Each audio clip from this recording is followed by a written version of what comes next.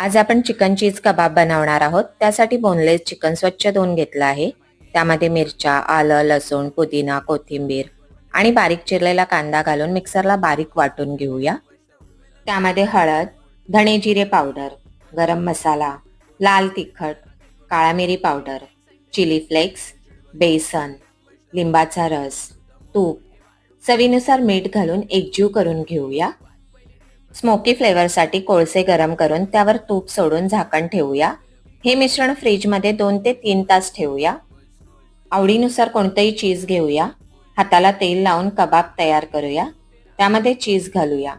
याप्रमाणे अगदी सोप्या पद्धतीने आणि मोजक्याच साहित्यात हे कबाब बनवले आहेत.